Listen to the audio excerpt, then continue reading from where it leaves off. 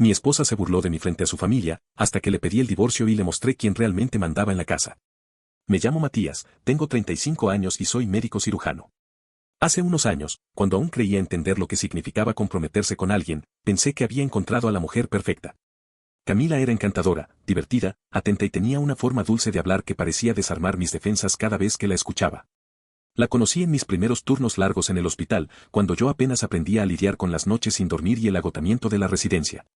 Ella trabajaba en administración, siempre con una sonrisa, siempre amable con todos, y, no sé cómo, siempre encontraba un momento para preguntarme cómo estaba o dejarme una nota de ánimo antes de una cirugía. Mis amigos decían que parecía demasiado perfecta, como si algo no encajara del todo. Yo ignoraba esos comentarios. En mi cabeza, solo veía a una mujer dulce, detallista, que me admiraba y me hacía sentir valorado. Después de 2 años de noviazgo, nos casamos. Fue una boda sencilla, pero muy emotiva. La recuerdo caminando hacia mí con un vestido blanco y una sonrisa enorme. Esa imagen se quedó clavada en mi mente, como si fuera la promesa de un futuro lleno de paz y complicidad. No tenía idea de que, pocos meses después, estaría conociendo una faceta completamente distinta de esa misma mujer. Al principio, los cambios fueron sutiles. Pequeñas cosas que yo atribuía a la convivencia. Por ejemplo, quería decidir absolutamente todo, desde cómo doblar la ropa hasta qué canal ver en la televisión, pasando por cuál era el momento más adecuado para visitar a mis padres. Al principio no le di mucha importancia. Supuse que eran detalles propios del ajuste entre dos personas que comienzan a vivir juntas. Pero con el tiempo me di cuenta de que no era un ajuste, sino una imposición. Cada vez que no cedía a lo que ella quería, Camila se molestaba y me acusaba de ser rígido, de no saber ser flexible en pareja. Lo decía con un tono que parecía tierno, pero en el fondo siempre había un reclamo escondido. Empecé a notar que yo era quien cedía, siempre. Que la armonía solo existía cuando yo hacía lo que ella decía. Después vino el tema del dinero. Camila insistió en que debía manejar nuestras cuentas porque, según ella, las mujeres son mejores para organizar el hogar. Lo dijo con una sonrisa incómoda, como quien lanza una broma disfrazada de verdad. Cuando notó que no respondí enseguida, se puso seria y añadió que era cuestión de confianza. Respondí con calma, proponiendo algo que creí razonable, mantener nuestras cuentas separadas y abrir una conjunta para los gastos del hogar. No esperaba que se enojara tanto. Se cruzó de brazos, me miró con desdén y dijo que si no la dejaba organizar el dinero, significaba que no confiaba en ella, que nuestro matrimonio estaba destinado a fracasar. Aquella reacción me pareció desproporcionada, pero intenté entenderla. Tal vez era inseguridad. Me repetí que eran problemas normales de recién casados. Pero no pasaría mucho tiempo antes de que ese supuesto ajuste se transformara en algo mucho más complicado de reparar. Todo se quebró del todo cuando la convivencia con su familia comenzó a hacerse frecuente. La familia de Camila era extraña. Ellos creían que reírse de los demás era una muestra de cariño. Hacían bromas crueles, se lanzaban comentarios hirientes frente a todos y luego se justificaban diciendo que así son, no hay que tomárselo en serio. Yo buscaba adaptarme, trataba de encajar y demostrar respeto, pero era una dinámica con la que no podía conectar. En la primera reunión familiar, uno de los tíos de Camila, Rubén, me preguntó con una carcajada si a los médicos nos alcanzaba para conquistar a una mujer como ella. Todos se rieron, incluida Camila. Me esforcé por sonreír. Traté de creer que era humor incómodo, nada más. Pero a medida que esas reuniones se repetían, entendí que no era una excepción, era la norma en su familia. Una vez, durante una comida, comenzaron a hablar del abuelo de Camila, fallecido un mes antes. Al principio todo iba bien, hasta que uno de los primos recordó, entre risas, lo mucho que Bruno, otro familiar, había llorado en el funeral. Entre carcajadas, imitaban su llanto, repitiendo frases que él había dicho mientras despedía a su abuelo. Bruno, con la cabeza gacha, aguantaba la burla sin decir nada, mientras todos se reían, incluso Camila. Yo me quedé en silencio, observando. Me pareció cruel, innecesario. ¿Cómo se podía encontrar humor en el dolor genuino de alguien? Cuando lo hablé con ella más tarde, se encogió de hombros y me dijo que ese era su modo de ser, que no debía tomarlo tan a pecho. Pero no pude evitar sentir que algo estaba profundamente roto en esa forma de burlarse de los demás, como si el dolor o la vulnerabilidad fueran blanco fácil para ser exhibidos. Con el tiempo, yo mismo comencé a ser el blanco de esas bromas. Ante la menor oportunidad, se reían de que yo trabajara tanto, de mis horarios, de lo cansado que estaba cuando llegaba a casa. Y lo peor era que Camila no solo no me defendía, sino que, poco a poco, se unía a las burlas. El quiebre comenzó una noche. Uno de los tíos de Camila dijo, riendo, Matías, ¿cómo te fijaste en una mujer como Camila? Debes tener unos gustos bien raros. Las risas estallaron y antes de que yo pudiera responder, otro añadió en voz alta, sí, y ella también tiene gusto especial. Ya ha tenido como 15 novios, pero a todos les decía que eran el primero. Me hervía la sangre, Pero antes de poder reaccionar, Camila intervino: no digan eso que lo van a asustar, aunque, para ser honesta, Matías ha sido el peor que he tenido. El silencio se me metió hasta los huesos. Sentí como el aire se hacía pesado. Ella sonrió, como si estuviera haciendo una gracia, y remató: en la cama he visto cosas peores, así que supongo que no importa. La risa volvió a llenar la sala. Yo solo pude sonreír con una mueca helada. Aguanté toda la noche en silencio. Algo en mí había cambiado para siempre.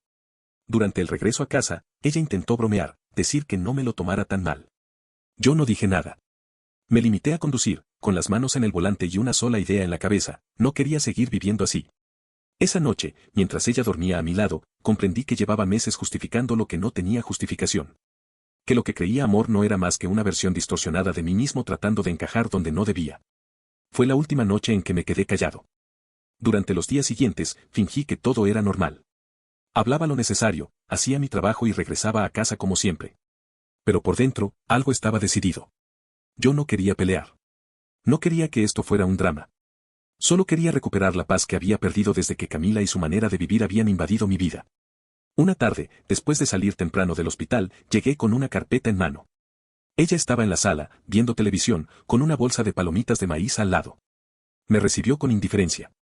Ni siquiera se tomó la molestia de preguntar cómo había estado mi día. Con calma, dejé la carpeta sobre la mesa y le pedí que habláramos. Me contestó con fastidio, como si todo lo que dijera ya de antemano le pesara. Cuando vio los documentos, frunció el ceño. ¿Y esto qué es?, preguntó. El divorcio, respondí sin rodeos. Al principio, se rió como si yo estuviera bromeando. ¿Dijo algo como otra vez con tus dramas? Pero al notar que mi expresión no cambiaba, dejó de reír. Todo esto es por lo que pasó con mi familia, ¿verdad?, me dijo. Eres un exagerado. No respondí. La miré fijo. Ella intentó hacerse la dura por unos segundos, pero luego su voz cambió, casi como si no creyera lo que estaba pasando. Si no estás contento, vete, dijo. Pero esta vez, no fue una orden, fue un ruego disfrazado de amenaza. No me voy a ir yo, respondí con tranquilidad. Esta casa y todo lo que ves está en el nombre de mi padre. Lo que tú tenías aquí lo trajiste tú, y lo que no, lo dejo ir. Camila se quedó helada. Me miró como si no entendiera. Pero somos esposos. Yo dejé mi trabajo por nosotros. Pensé que... No pensaste, Camila. Te acostumbraste. Supe en ese instante que ya no había retorno. Ella lloró. Gritó. Suplicó. Cuando vio que nada funcionaba, exigió dinero, la mitad de todo. Respondí con calma: lo único que tenía a mi nombre eran $100 en la billetera. Lo demás era de mi padre. Camila se quedó sin suelo. La furia le brotó por los ojos. Me llamó mentiroso, traidor. Intentó pegarme. Yo ni siquiera me moví. Al final, llamó a alguien. Escuché cómo, entre llanto y desesperación, pedía que vinieran a buscarla. Poco después, llegó Rubén, su tío, oliendo a alcohol y con la misma actitud burlesca con la que siempre se había dirigido a mí. ¿Con qué el gran doctor decidió echar a la niña, dijo, con una sonrisa torcida. Yo solo respondí. Un doctor, sí. Uno que gana 5 veces más que tú y no vive borracho. Su sonrisa desapareció. Dio un paso hacia mí, furioso.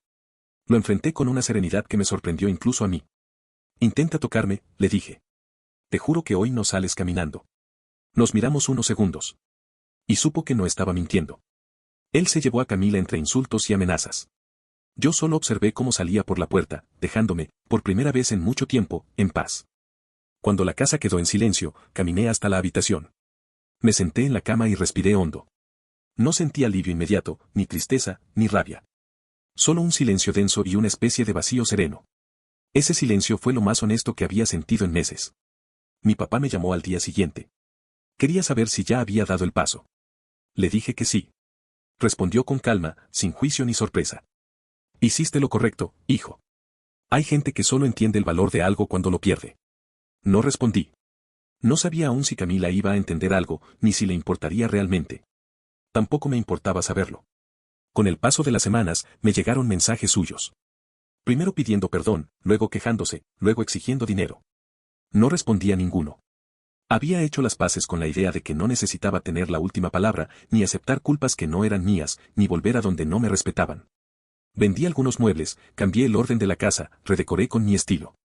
No como forma de borrar lo que fue, sino como forma de volver a habitar lo que me pertenecía. Me recuperé a mí mismo. Hoy, cuando alguien me pregunta por qué me divorcié, doy siempre la misma respuesta. Porque no todo el que se ríe contigo está de tu lado. No olvides dejar tu opinión en los comentarios, dejar tu like y compartir este video.